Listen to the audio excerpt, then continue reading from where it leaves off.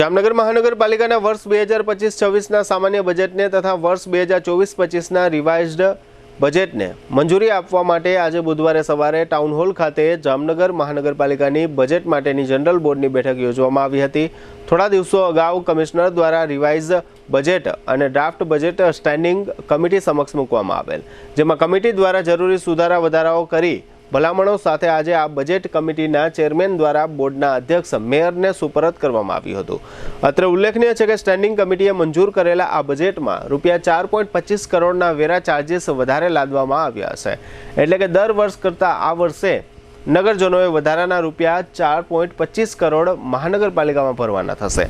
General બોર્ડની આ budget બેઠકમાં સભ્યોએ બજેટ અંગે ચર્ચાઓ કરી હતી। કમિટીના ચેરમેન નિલેશભાઈ કગથરા દ્વારા બોર્ડના અધ્યક્ષ મેયર વિનોદભાઈ ખીમસુરિયાને આ બજેટ સુપરત કરવામાં આવ્યું, ત્યારે ડેપ્યુટી મેયર કૃષ્ણાબેન સોઢા, કમિશનરના ચાર્જમાં રહેલા કલેક્ટર કેતન ઠક્કર, નાયબ કમિશનર દેવેન્દ્રસિંહ ઝાલા તથા અન્ય પદાધિકારીઓ અને અધિકારીઓ બોર્ડમાં હાજર રહ્યા હતા।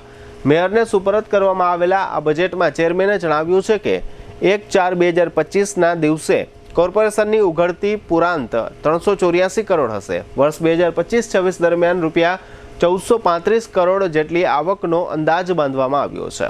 વર્ષ 2025-26 દરમિયાન રૂપિયા 1521 કરોડ જેટલી રકમનો ખર્ચ કરવાની કોર્પોરેશનની ધારણા અને આયોજન છે અને નાણાકીય વર્ષ 2025-26ના અંતે 31/3/2026ના દિવસે કોર્પોરેશન પાસે વર્ષ આખરે બંધ સિલેક્ટ તરીકે રૂપિયા 298 કરોડ હશે।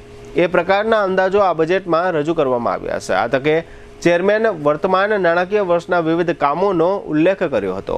સાથે સાથે એમ પણ કહ્યું હતું કે શહેરમાં 1.16 લાખ કરતાં વધુ વૃક્ષોનું વાવેતર કરવામાં આવ્યું છે।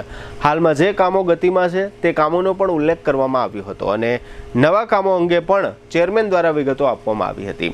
આ ઉપરાંત આગામી નાણાકીય વર્ષમાં વિવિધ કામો માટે કરવામાં આવેલી નાણાંની ફાળવણી અંગે ટૂંકી વિગતો આપી હતી। આ બજેટ બેઠકમાં વિપક્ષના નેતા ધવલ નંદા તથા પૂર્વ નેતાઓ અસલમ ખિલજી, આનંદ રાઠોડ અને અલ્તાફ ખફી વગેરેએ ચર્ચાઓમાં ભાગ લીધો હતો અને વિવિધ માંગણીઓ અને પ્રશ્નો તથા કામો અંગે જરૂરી ઉલ્લેખ કર્યો હતો। આ બજેટ બેઠક દરમિયાન વિપક્ષના સભ્ય કાસમભાઈ જોખિયાએ પણ ચર્ચામાં ભાગ લેવા દરમિયાન શાસક પક્ષના બીનાબેનને તમે ઠેકડા મારવાનું બંધ કરો એવું કંઈક બોલતા મામલો થોડીવાર માટે ગરમાયો હતો। જોકે પછી બજેટની કાર્યવાહી આગળ ચાલી હતી। બજેટ બેઠક દરમિયાન જુદા જુદા સભ્યોએ કરેલી રજૂઆત અને મેયર ઉપરાંત અધિકારીઓએ આપેલી વિગતોના લાઈવ દ્રશ્યો આ રહ્યા। તારીખ 15/2/2025 થી શરૂ કરવામાં આવેલી છે જે હપ્તા સિસ્ટમમાં વ્યાજ સ્થગિત કરવામાં આવે। વ્યાજ માફીની સ્કીમ કોઈ પણ અરજદારને જોતી હોય તો એને બધા પૈસા પૂરા ભરવા પડે। તેમને તમારું પણ ધ્યાન દોરું, રાજકોટ મહાનગરપાલિકા એવું કહી કે વ્યાજ માફીનો લાભ પણ જોતો હોય તો પણ હપ્તાની પેમેન્ટ કરી શકે। આ વખતે ચાલુ હોય તો અધિકારી હાઉસ ટેક્સના અમને એકવાર કહી દઈએ, અમે જેટલા અરજદારને મોકલેલા છે અમને એમ કહીએ પૈસા પૂરા ભરવા જોશે। 500 રૂપિયા ભરવાના છે, એમાંથી તમે 100 રૂપિયા ભરવા જોઈએ તો 100 રૂપિયા ઉપર જે વ્યાજ લઈ હોય એમાં તમને માફી મળે। ઓલા બાકીના 400 બીજા 400 ભરવા તો 400 પણ મળી જાય।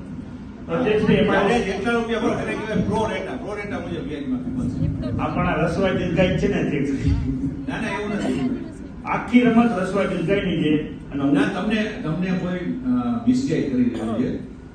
કાલાવડ બ્રિજ માટે જે સતત રજૂઆતો કરી એ બ્રિજ આજે બજેટમાં સમાવેશ થઈને આવી ગયો, એની આપના પાસે એવી રજૂઆત કરું છું કે વહેલી તકે ત્યાં કામ ચાલુ થાય, કોઈ જાનહાની ના થાય, મોરબી જેવી દુર્ઘટના ના બને, એના પહેલે આ કાલાવડ બ્રિજ વાળું કામ ચાલુ થાય ને 20 કરોડ રૂપિયા બ્રિજના અંદર ફાળવ્યા એક સારી બાબત છે, આવકારદાયક બાબત છે।